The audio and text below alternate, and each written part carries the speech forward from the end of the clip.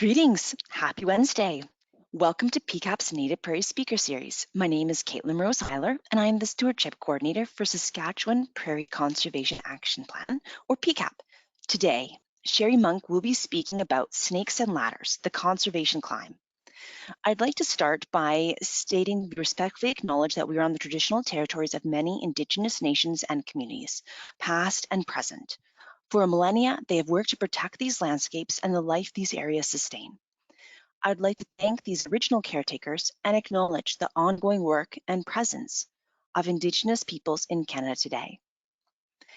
Before we get going, I'd like to note that PCAP's Native Prairie Speaker Series is a monthly presentation about anything to do with prairie conservation or species at risk. And I'd like to invite you to join us for a presentation about tiger salamanders on Tuesday, December 13th by Carla Church from Manitoba Habitat Heritage Corporation. And don't miss our January webinar about woody encroachment in Saskatchewan on January 31st by Zulin Gu from the University of Saskatchewan. And a reminder to all of our listeners out there, if you have any questions during the presentation, please feel free to type it into the questions section of the webinar dashboard at any time during the presentation. Special today, there will be some voting going on, so you can write your answer into the webinar dashboard as well. I'd like to take a moment to note that financial support for today's webinar is provided by our presenting sponsors: Canadian Forage and Grasslands Association, Eco-Friendly West, Enbridge, Information Services Corporation, Saskatchewan Cattlemen's Association, SaskTel, and Wildlife Habitat Canada. In-kind support has been provided by Snakes on a Plane. So without further ado, I'm pleased to introduce today's presenter, Sheri Monk. In 2007, Sheri gave up a media career in Winnipeg and moved to Maple Creek to work at a small town newspaper in order to be closer to rattlesnakes. Now based in Redcliff, Alberta, her passion for the prairies has evolved into both a public service and a business. Learn how fear and loathing can be turned into understanding and respect for one of the most vilified and vulnerable animals on the Great Plains. So with that, I'm really looking forward to seeing Sheri's presentation, and I'll pass it over to you, Sheri. Thanks so much, and thanks everybody for coming today. It's always a fun opportunity for me to be able to kind of geek out and talk about everything that I'm interested in. So it's going to minimize that. Can everybody see my PowerPoint? Yes, looks good. Perfect. Okay, so a little bit about my background is, I'm trying to get my own face is just in the way. There we go, perfect. So what I do now is I do a lot of education and rattlesnake sort of safety training, as well as rattlesnake management for industry. Usually it's an energy project and that type of thing where they need some help.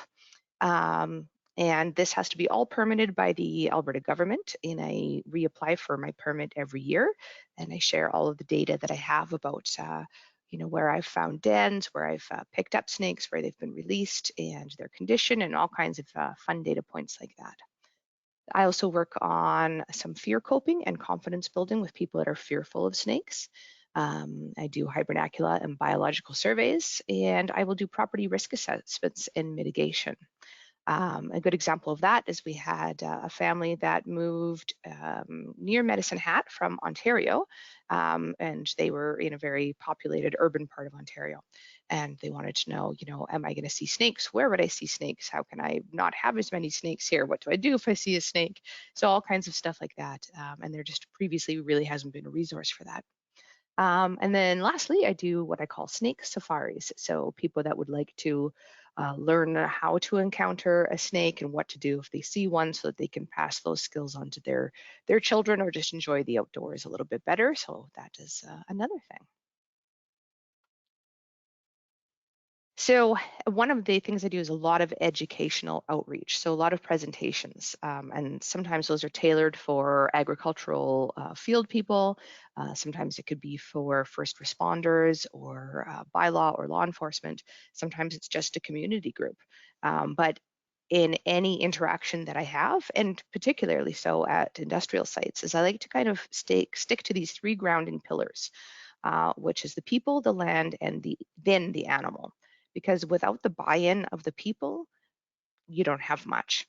Without the land, you don't have habitat for the animal. and you still need the people to protect both the land and then the animal. So I try and rather start at, instead of starting right at the animal, like, oh, this is a great, cool species and please love it as much as I do, that doesn't always resonate. So I try and build sort of from the bottom up and get buy-in that way. So these are the pillars that I try to stick to no matter what I am doing in every communication, in every media interview, in every snake safari, in every industrial job.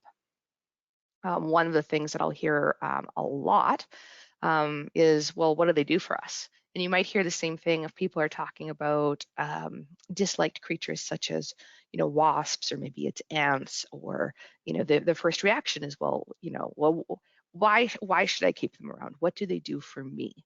So I like to get away from that, and I like to build bridges instead of creating favors, because if you create a situation where a species or a habitat or whatever it is you're trying to conserve has to justify its existence by what it is doing for humans, then that's, I think, a limited license to exist. So I like to build like an overall license, what I call social license.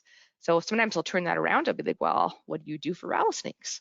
And so to bring people to a point where there doesn't have to be a species, no matter what it is, that needs to be performative for us in order to deserve to be conserved. So I'm pretty science-based in how I approach things. On the right, it's kind of pixelated, but this is a photo of my son Tanner, and we were rescuing some tadpoles, and it ended up being a very messy job, messier than we thought it was going to be. So, but how do we create true understanding? So we do that through building connections. First, I try and build a connection to myself, like who is this weird human that spends all of her time looking for rattlesnakes? And then connection to the land, and then connection to the animals, and interconnection.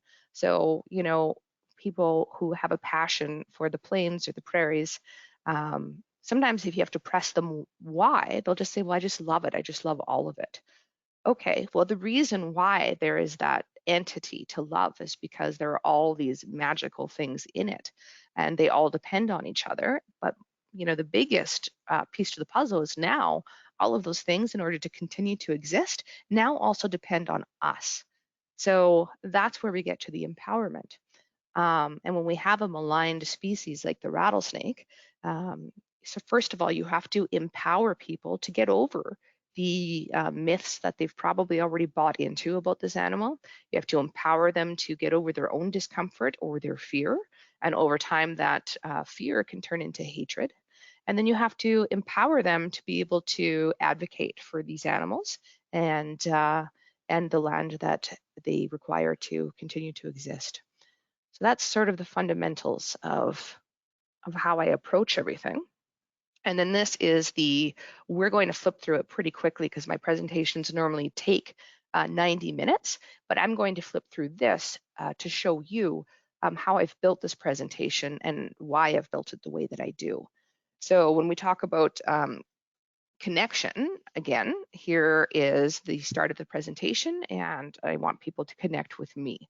So I want to explain that, I've liked snakes and spiders and weird stuff for basically ever. Started when I was a kid with dinosaurs and sharks, and that I've always been sort of into this.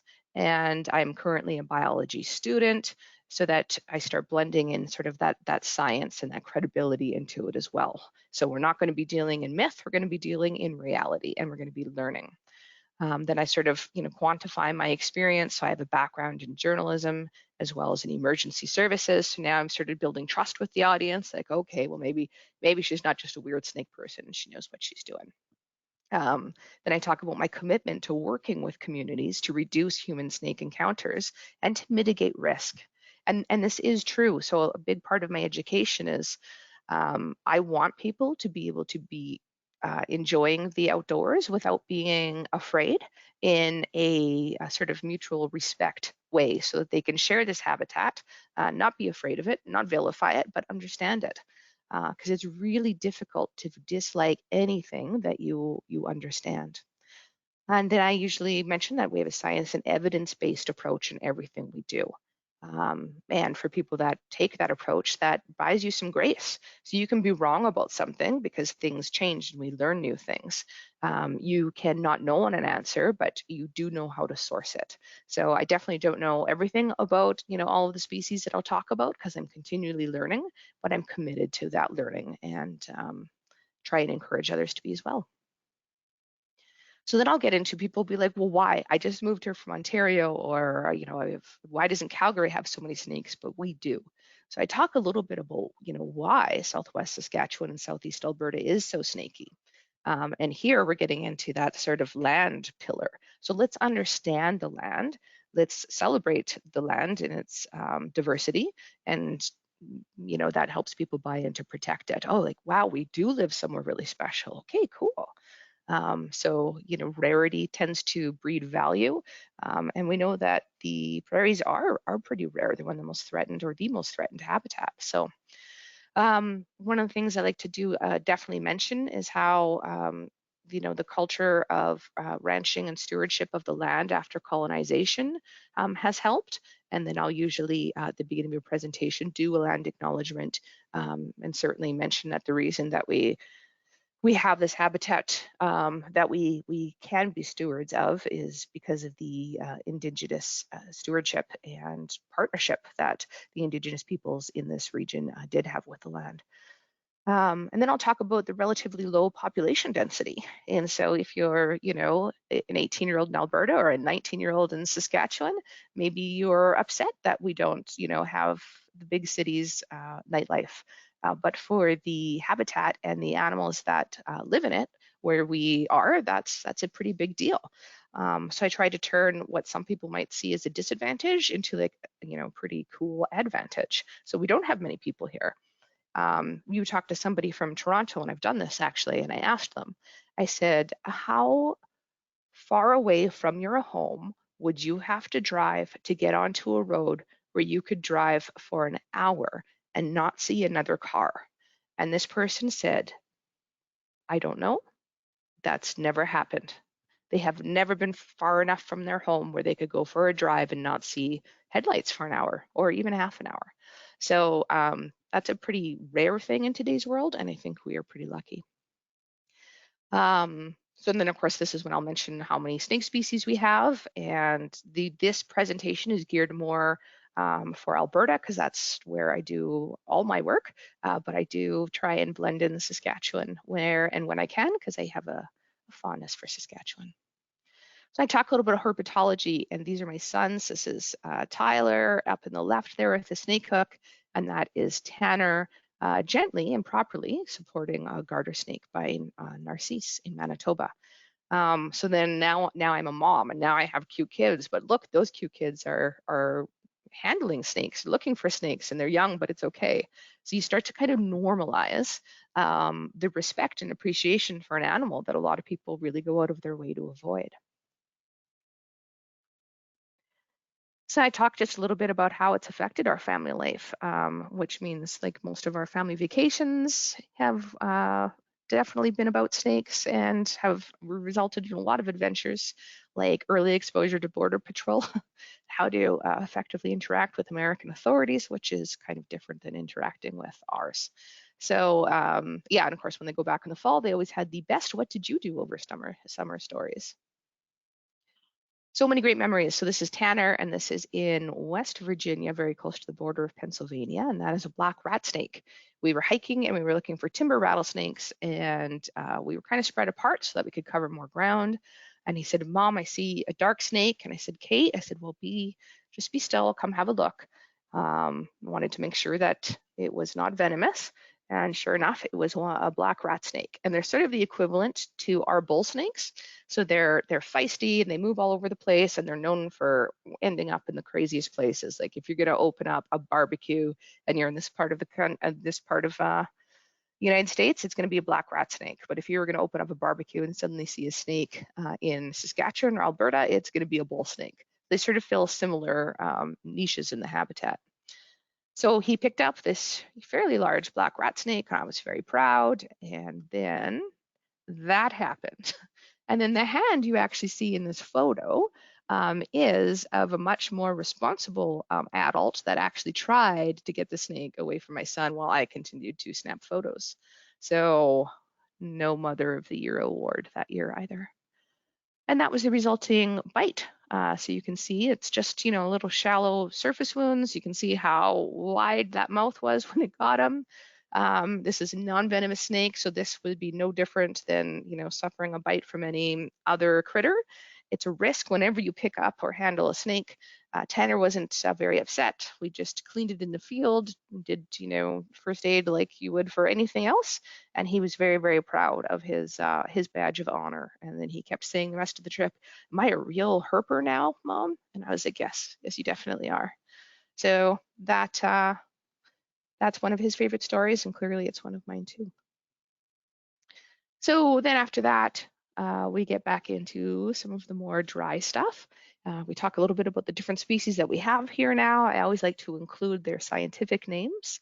And this is a wonderful photo I took of a bull snake. And it's not so much the photo that's wonderful, but the expression on its face. And they just have this look in their very unique snake. And people that are into snakes really love seeing them in the wild. And we, of course, have the largest ones, and people will come from the United States and try to see one of our large bull snakes. So then we talk mostly about the rattlesnake because that tends to garner the most interest. If we're doing presentation that's related to safety, these are really the only safety concerns that we have. So a lot of the presentation is a focus on that.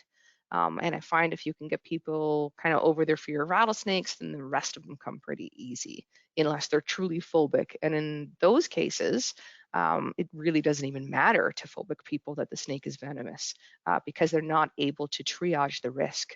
So it doesn't matter how large, how small, like a snake is a snake. So with people that are truly phobic, you sort of have to take a different approach.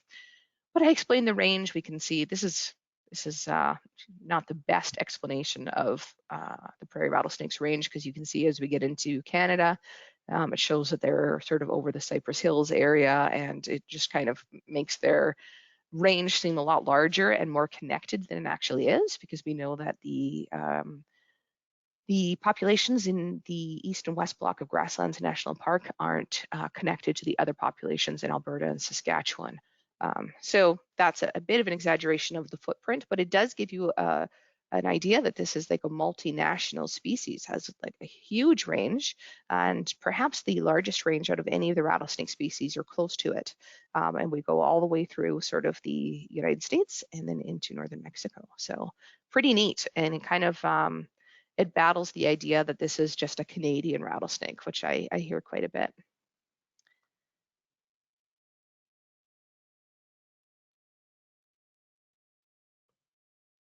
So this is a typical defensive posture.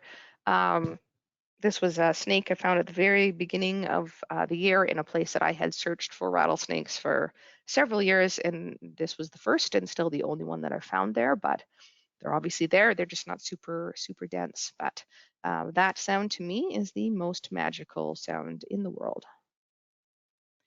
So when we talk about that defensive pose, I'll ask, people like, what does that look like to you? What is that snake trying to do? And they'll be, well, it's trying to hurt me. And I'll, or it's being mean, or a lot of times I hear it's angry. And what I try to do is repackage that and reframe that. And really, that's an animal that's scared. So one of the examples that I can use, because most people have at some point grown up or been near a house cat, but when a house cat becomes afraid, its hair stands on end, it arches its back, and it tries to make itself look as big as and imposing as possible. And that's exactly what the rattlesnakes do as well. And when I ask, like, when would a cat do that? Well, when it's afraid or when something is going to hurt it. But they never say when the snake is angry or when the snake is mean or sorry, when the cat wants to hurt me. So if you reframe it like that, you can get some traction.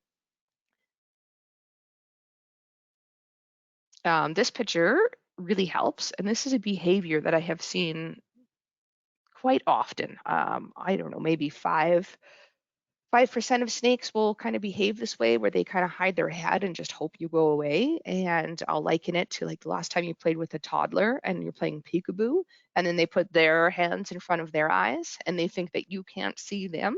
This seems to be sort of a similar tactic, and I find it really endearing. And this image, other people can kind of relate to that. So now I've made this, now this animal is starting to develop some personality.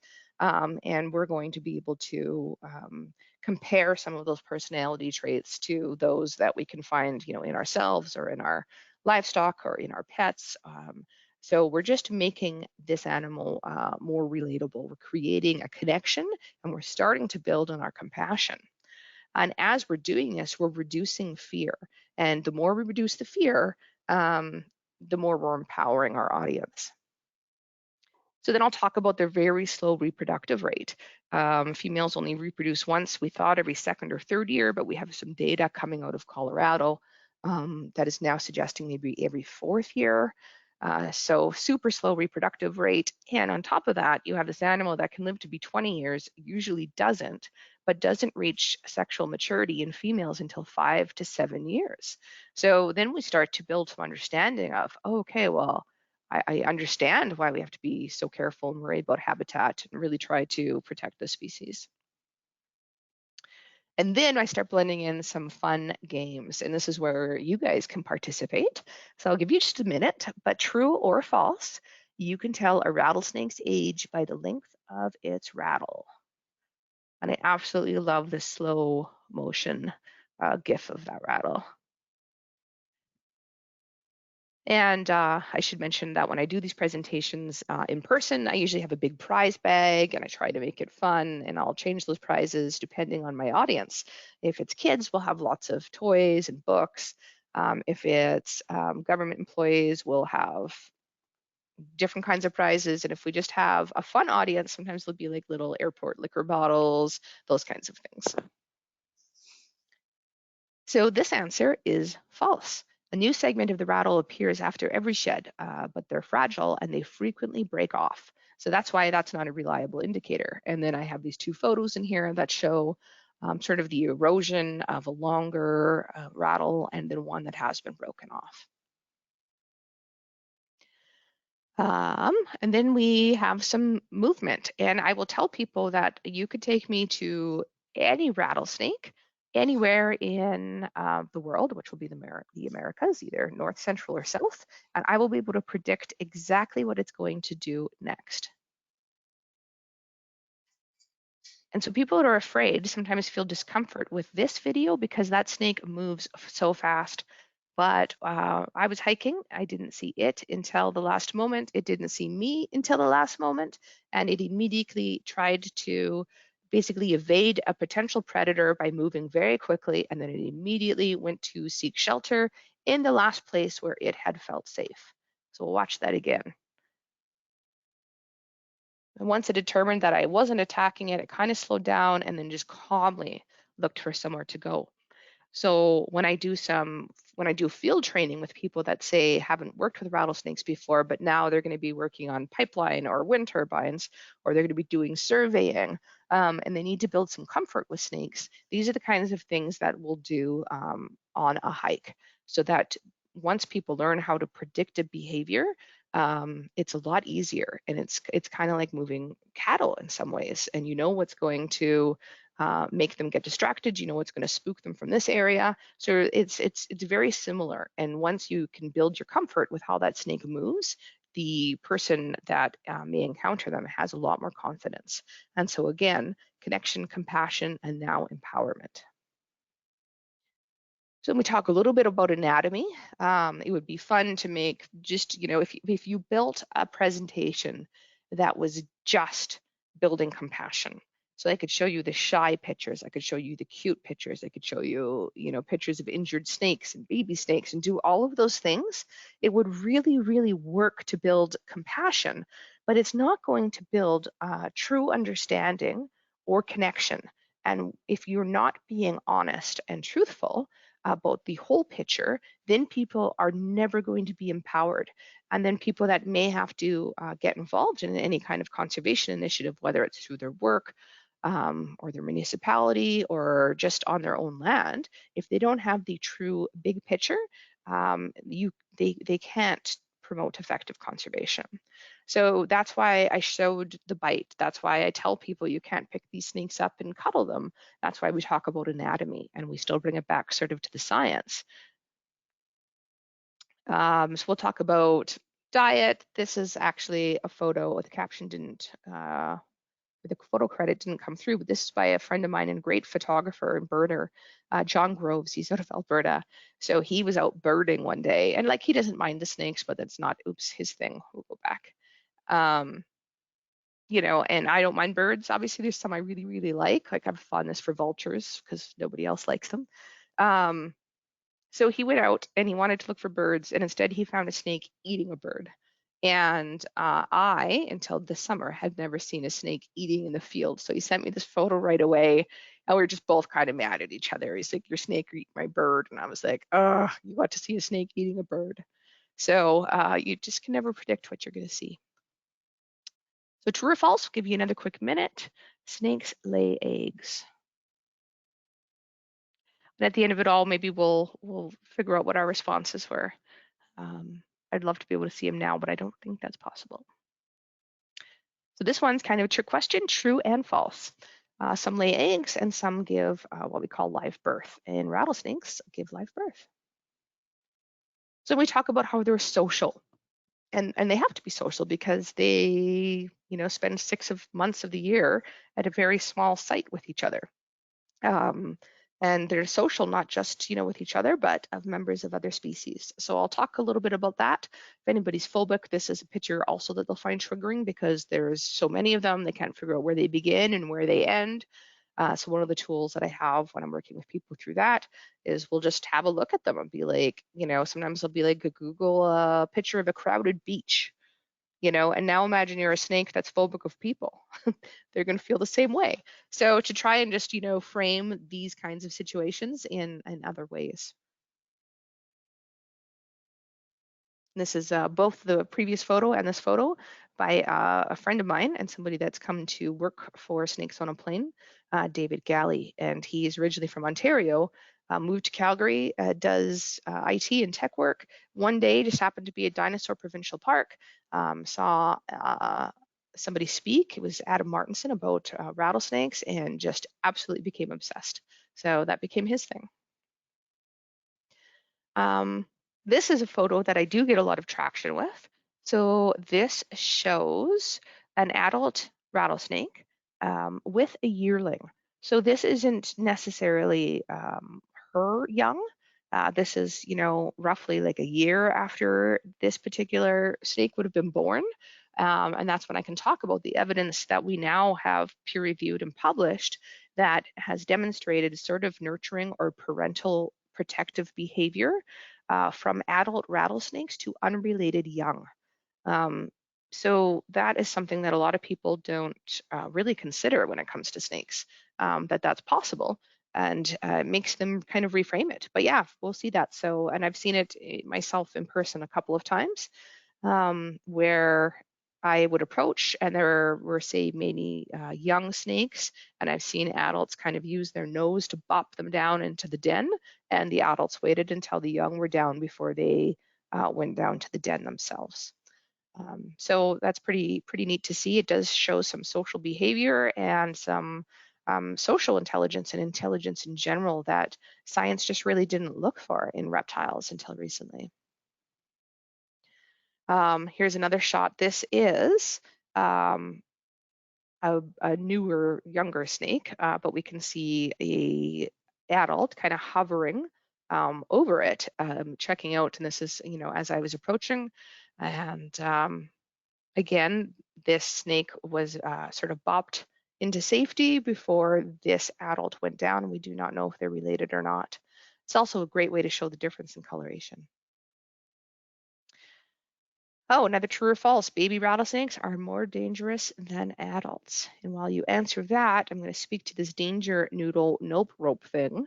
At first, when I started seeing these kind of cutesy labels for snakes, I was kind of like, I kind of groaned about it.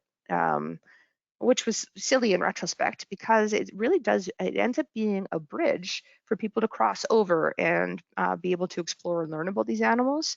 It just reduces barriers somehow, and whatever works, it's a good opportunity. So false, that is probably one of the most common myths that I hear. But yes, you would definitely rather be bitten by a young rattlesnake than an adult. Um, some of that comes from the fact that these very tiny snakes tend to feed on invertebrates, so they don't need their venom in the same way that older snakes do, because as they become older, their venom becomes primarily for food rather than defense. But sort of that first year, when they're not needing their venom for catching mammals, it could be used more as defense. But it gets down to, I'll use the alcohol analogy usually. Would you rather have one glass of wine or 3 bottles of wine if you want to feel good the next day? And the answer is never going to be 3 bottles. So it's all about sort of volume. So then I talk about how close we can get, and I'll use some props right in the presentation, and people have an opportunity to play with those props after the presentation. So yeah, because people want to know, okay, well maybe I am brave enough to go for a hike in Grasslands National Park. So what do I do if I do see one? Okay, well let's arm you for that. We're going to empower you. So again, and then, try to demonstrate a really, safety first approach.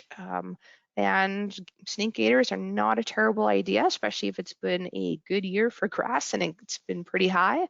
And sometimes for people, it can just give them that extra layer of comfort. And never handle a snake unless you're 100% sure of the species. Just like in people, dogs, livestock, whatever it may be, red fox, black bear, which are kind of silly common names when you think about the variation in those species, but there's variation. And this is from Facebook in a snake group I'm a part of, and somebody had posted, oh look, a baby false coral that I found on a dirt road. I saved it, and as it turns out, it was a very real coral snake, and that person was quite lucky. This we'll make sure that you get the link sent out later because we're just not going to have time. But it's really good. A friend of mine in Arizona who operates a similar business to mine filmed himself approaching 50 rattlesnakes because one of the enduring legends is that rattlesnakes will chase you. So we'll just skip past that. True or false? If bitten, you should immediately suck out the venom. So this one, of course, drives me crazy because this is a bull snake, and bull snakes are not venomous, but nobody's quite made this meme yet with a rattlesnake. So we work with what we've got. So that one is false. The venom of the prairie rattlesnake kind of destroys cells in skin, so you don't actually want to concentrate that venom into one place. Tourniquets can be, pretty dangerous and cause terrible things medically otherwise. So, and then you'll note in the bottom right corner of this image that there is a taser. And so that's become a thing in the US for some reason, where you can readily buy tasers, and people think if they self-tase themselves after they're bitten by a snake, that's somehow going to neutralize the venom. So no, it does not. You probably don't need a taser for anything, and just don't do it. True or false? Canadian rattlesnakes have a milder venom and aren't as dangerous as their American counterparts. That one is definitely false. I'll hear that a lot. Oh yeah, but we just have the Canadian rattlesnakes. Well, again, if you remember that map that we talked about in the very beginning of the presentation, where we go into northern Mexico, this isn't just a Canadian species. And as far as they go, it's a larger species, which means larger venom yield and greater volume of venom. So it's definitely not benign. It's perhaps not the most dangerous one, but it's kind of up there. Last year, there was a 6-year-old in Colorado that unfortunately passed away after being bitten while riding her bike. Oh, Steve Irwin, conservation king in many, many ways. So he did a lot of building bridges for sure. So then we just kind of talk a little bit about first aid and some facts around, the medical side of a snake bite. Again, we'll talk into a little bit more of the anatomy. So we're always dipping. We're never far from science. So I really kind of rely on that. This is a photo actually of a timber rattlesnake eating, but I don't, other than that bird that John photographed being eaten by that other prairie, I didn't have a good example, but maybe one day I will see one of ours eat a meal. So we talk again about anatomy, the heat pits. Another true or false. This is another one I hear a lot. If there are bull snakes around, there won't be rattlesnakes around because bull snakes just love to eat rattlesnakes. And I'm going to tell you right now that that is false. And this photo is of a California king snake eating probably either northern or southern Pacific rattlesnake in California. And then I'll explain, if you hear king in the name of a snake, it denotes that they eat other snakes. So they are the king of snakes. They're a snake that eats snakes.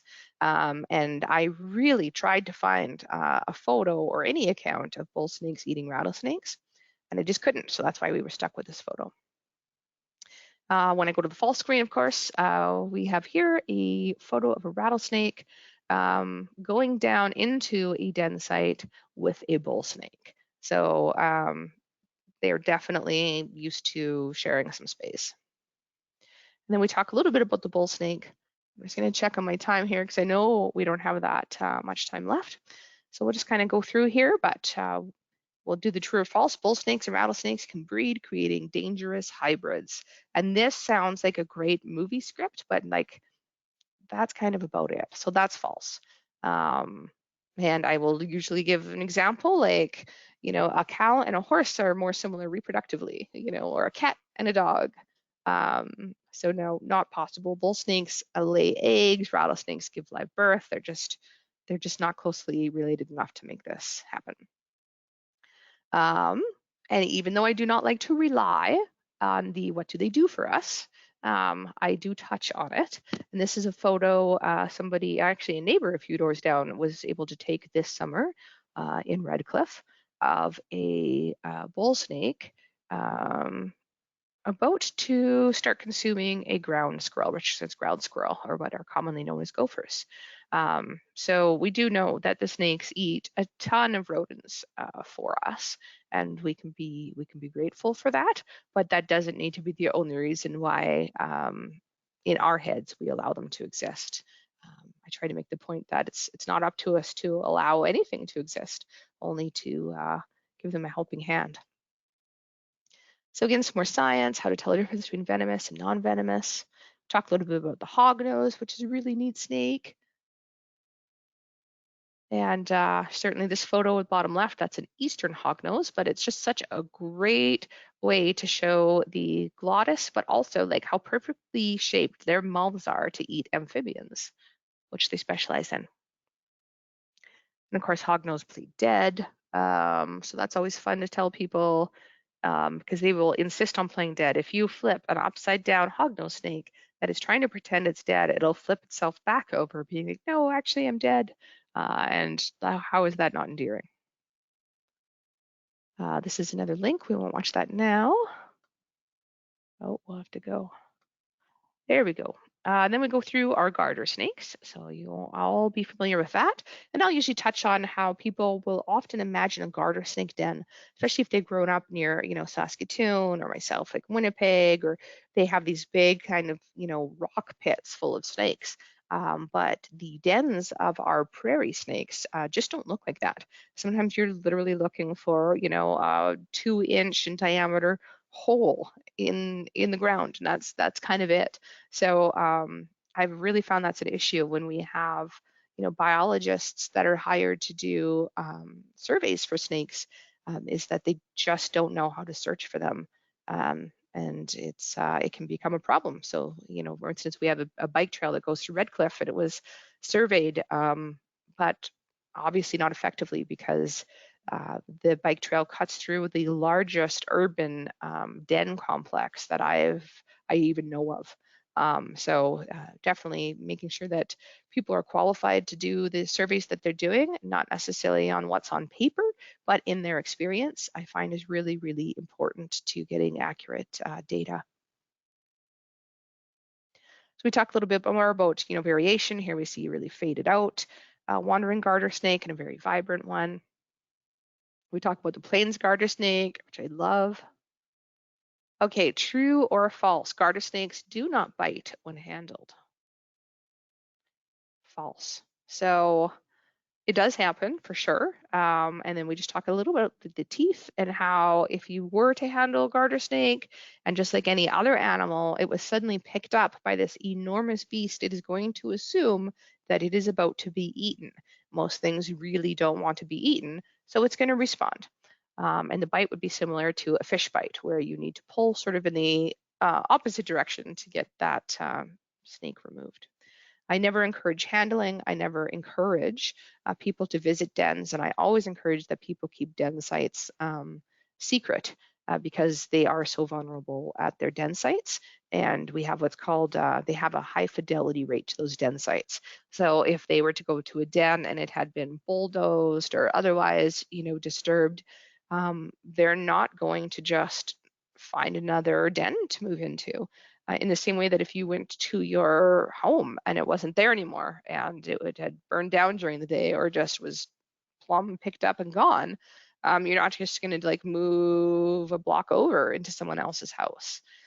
So those den sites are protected for really good reason. Talk a little bit about the yellow-bellied racer, which is definitely more common in Saskatchewan than Alberta. I've only ever seen one, and they're very, very, very small area, but a very cool snake. And how we can see that they look different as a juvenile. And then we'll get to this fun one, and I will ask people, what do you think these two snakes are doing? And you can probably guess what they say. And we have another video, but I don't think we have time to watch it. Let's see where we're at. No, we better not. That's male combat. This is what mating looks like. And similar to dogs that are locked up, they're very vulnerable when they're mating as well, and it can last several hours. But no, they won't rise up like that. When they are doing that, there is a female somewhere that they are hoping is watching anyway, and they are just trying to show strength. And that show of strength, the winner is hopefully going to breed with the female. Well, I've definitely heard accounts where the female just doesn't care and she's long gone by the time they're done their little power struggle. So then we talk a little bit about some internet myths like forced perspective. This stuffed animal is the same stuffed animal in both photos. This is just a camera trick, but it is used to build fear.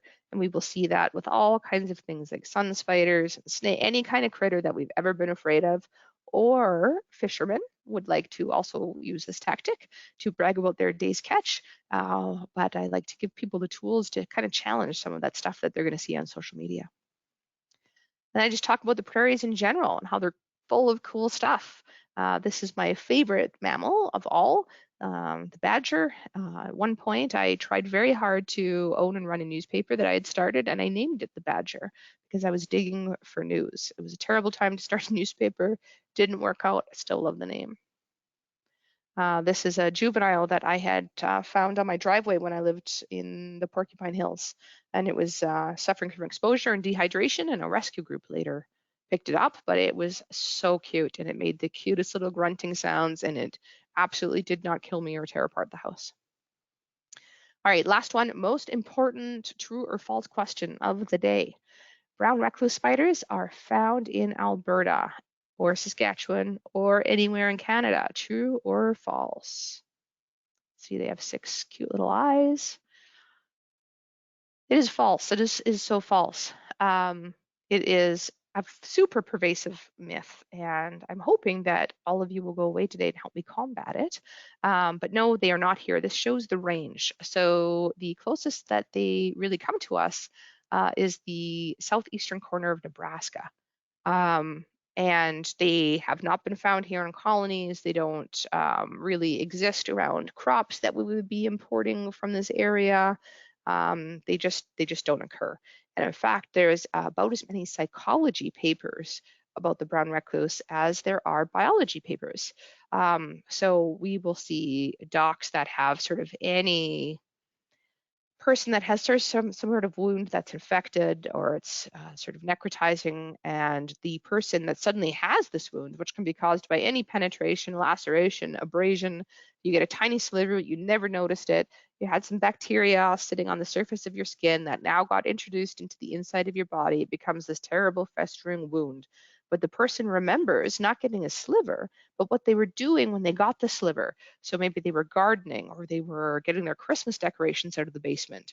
And what did they notice? A spider. So they go to the doctor or the ER and they say, a spider bit me. And then the doctor doesn't say, well, did you see the spider bite you? Um, or any evidence like that, and then they just go with it. They say, oh well, if it causes this kind of reaction, it must be the brown recluse. And then the doctor said it, so now they will believe it forever. And then they'll call, usually, especially if it was in their house, they'll call a pest control company and they'll say, I think I have a brown recluse problem. And they'll say, sure you do, for $500. Anyway, I do have a Facebook group called Alberta Spider Identification, but we really do all of Western Canada. And I started it to combat this myth. But it now has close to 12,000 people. And slowly word is getting out. We've had a couple of websites change false information about it. Alberta Health is changing their website because they just had some generic information, and brown recluse was wrapped up in it because they bought this information package from the States. So lots of work to be done, but you can definitely help. Oh, we will skip this one because we all know that we have black widows. And scorpions, yes. And shorthorn lizards, both in Alberta and, of course, Saskatchewan. So then we talk about habitat loss and road mortality. I'm 2 minutes over, so I'll quit right away, being the biggest threats. So we're going to empower people to help. We just triggered their compassion. They have connection to everything, and now we're empowering them to make a difference. And that is about it. So I don't know how to relinquish control of my screen. That's okay. We can leave it there in case you want to flip back. First of all, thank you so much for the awesome presentation. There was definitely some myths in there that I'd heard a few times, about the length of the rattlesnake, rattle equals the age. I'd heard that many times. And I'd like to think I'm not that old, but I did a summer job a few years ago and they gave me an extractor kit. It was at Yes. Grasslands National Park and what to do if you get bit by a rattlesnake. So that's not that long ago. Yeah, Yeah, it's so I'm sure you're not surprised. We have lots of questions in already. To okay. any of our listeners out there, feel free to type them in. So I guess, Sheri, the first question is from May, and she's wondering, why are there no red-sided garter snakes in southeast Alberta? Hmm. We really don't know. We do have a tiny population of them in the Cypress Hills and in Waterton National Park. So they just seem to be associated with, sort of those cooler areas maybe. And in southern Mm. Alberta, that tends to be places with, I guess, a bit of higher elevation. So I don't really know, but I will look into that further for sure. Yeah, interesting question. The next one is from Ollie. What does a vet do if presented with a dog that's been bitten by a rattlesnake, and what should the owner do? So yeah, we definitely lose dogs, every year in both Alberta and Saskatchewan, I'm sure, from bites. Um, Mhm. if the person has pet insurance, the veterinarian can phone hospital pharmacies to see if they will sell them some antivenom. That depends sort of on the supply that year. It's very expensive. In the US, it's about $5,000 per vial. Here, it tends to Mhm. be between 1,200 to 1,800. But I guess what I should mention is that a really bad envenomation will take multiple vials. In some bad envenomations in people, sometimes as many as 80. So that's where the insurance kicks in. Most people don't have insurance or the funds to be able to do that, and often we just don't have enough antivenom sitting around. So it is supportive care. It's airway support because dogs, of course, explore the world with their face and their nose. So what our concern is with dogs is sort of like airway swelling. If we can get them through that, then we're usually okay. One thing I'll see really bad advice about dogs where it'll say like, just get some Benadryl in them. Benadryl can reduce the chance of an allergic reaction, but that isn't super likely to happen anyway with a first envenomation, and it's not going to do absolutely anything to counter the effects of the venom. So the only solution to an envenomation is antivenom, unfortunately. I am hoping at one point, probably 18 months from now, realistically, but to start offering some rattlesnake aversion training. That's usually done with live snakes, but that's not possible. You can't keep them in Alberta or Saskatchewan, whether they're, captive bred or regardless. So I'm looking at alternatives of how I can try and do effective dog aversion training. That was really timely. Hey, I'll wait for the next question. Currently we're getting a package delivered, and Timber's not happy. Yeah, I think a lot of us have furry friends out there, and it would be pretty heartbreaking to to have to deal with a rattlesnake bite. I guess the best thing is just prevention, right? Keeping your dogs on Yeah. a leash and trying to prevent that from happening. So, yeah, well, thank you for that detailed answer there. Next question is, if you know about what snakes live in Manitoba, are there any provinces that are snake-free? And does Alberta have the largest snake population across Canada? And this is Um, from Nancy. oh, okay. I think that's my mom, actually. Hey, Mom. Might be. So I believe that most of the land-facing provinces, like mainland-facing provinces, have species. But at the further, once you get east of Ontario, the diversity significantly drops. And but BC is pretty diverse. And then we will have garter snakes go fairly far north, but I don't know if we have any. We might have some in the Yukon that spread into the territories. But Alberta does not have the greatest diversity. Saskatchewan actually has more snake diversity, and Really? so does BC. Yeah, so Saskatchewan has like 9 species, and Alberta has 7. So those are some bragging rights for sure. Yeah. Next question is from Amy. How long can rattlesnakes get? So this species of rattlesnake, the record is just shy of 5 feet long, which is really funny because you wouldn't believe the number of people that have told me that they have seen 5, 6, 7 foot rattlesnakes. So it's our memories are not reliable, and if something is really impressive to us at the time, we're going to see it as bigger. So it's almost like those childhood memories, and then you go back one day to a place that you visited as a child, and you're like, oh Mhm. wow, I remember it being much bigger. But yeah, so just shy of 5 feet. That would be, Okay. a Okay. very impressive animal is 4 feet.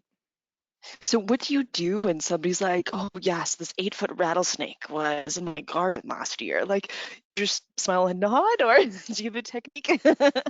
You know what, usually I wouldn't address it there. So I would look at, because if you just correct somebody right then, you're just going to shut them Mhm. down. So they're Mhm. sharing something. Um, and so it's a good educational opportunity, but without shutting them down. So it's a bit of a balance for sure. Yeah, yeah. We have quite a few comments that have been written in, so I just want to kind of read them and feel free to comment back or share your thoughts about it. Sure. So one is from Kevin, and he says, please consider not keeping hibernaculum locations a secret because they can be reported to local biologists who can put in place protections. And if we can't protect these important locations if we don't know where they are. Do you have any comments about that? For sure. And so when I say, don't share where a hibernacula is, I mean with other people. So on that slide, actually in the presentation, it's like you can tell, your local biologist, or you can tell me because I report all of mine to AEP, but basically don't tell Joe Public. Don't go and Mhm. show, 50 of your friends, or post the location on social media, or anything that could identify the area on social media. But absolutely, if you do know of where a snake den exists, definitely report it to whomever it is in your jurisdiction that can make sure that that area is protected and known about for sure. Thanks. Um, and then this one came in from earlier in the presentation, from Jessica, and she says, I love these two quotes by Bill Sherwanet. Um, First one is, loving the landscape and its wild inhabitants for what they are, not for how we can utilize them. Mm. And the second quote, respect and passion for wild lands and wildlife, and the understanding that their inherent value has nothing to do with human utility.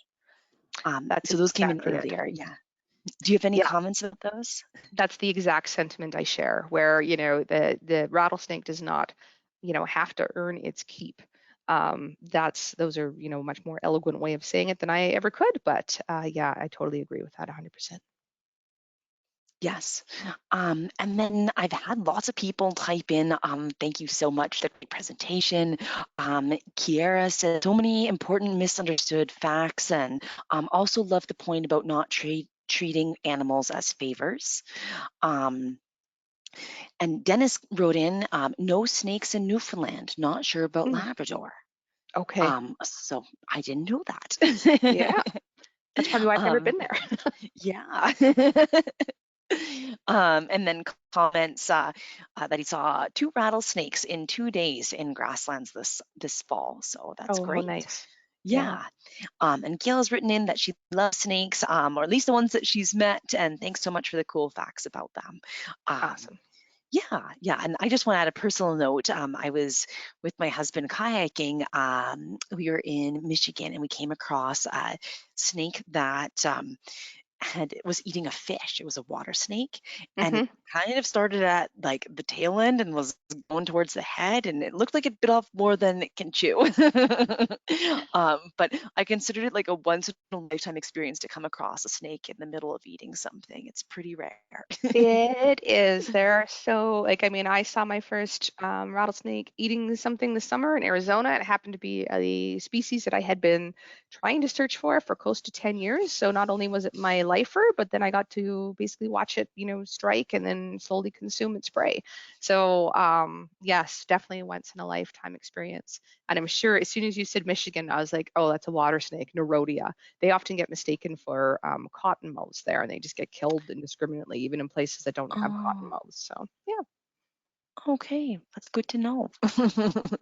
Um, well, this kind of brings us to the end of our presentation. It's kind of the last of the questions and comments that have come in. So I just want to thank you so much for sharing your passion and expertise and all of your knowledge with us today. I definitely learned a lot that I just, yeah, was Aw- obviously had the wrong information or out of date information. So thank you, Sheri. awesome. Well, thank you for the opportunity, and it was nice to be able to talk about snakes, even though there's snow on the ground. So thanks everybody for coming out. Yes, for sure. There's never a bad time to talk about snakes. No, for sure. And if anybody wants to follow the Facebook pages, either Alberta Spider Identification or Snakes on a Plane, I would sure love to have you. We run contests quite often on Snakes on a Plane with prizes. So you can use all of what you've learned today to maybe win something this summer. Okay, that's awesome. And I do have to say, I love your play on words with snakes on a plane and then also the presentation title, Snakes and Ladders. Like, I love that. You clearly Thanks. had a writer as you're a writer in the past, I guess, right? Yeah, yeah, still do a little bit, but now I'm at a Yeah, point where I only take the work that really excites me. So yeah. Awesome. Well, thank you so much. To all of our listeners, thank you everyone for catching today's webinar. Our next one will be about tiger salamanders, and that is in December. You can register for that webinar on the PCAP website. I'd also like to note that today's webinar has been recorded, and in the near future, we'll be able to upload it onto PCAP's YouTube channel. If you haven't checked that out, you can definitely use a search feature on our channel, and there's probably 100 different webinars there. So something to do on a cold, windy, blustery, prairie winter day. So yes, thank you everyone, and enjoy the rest of your day.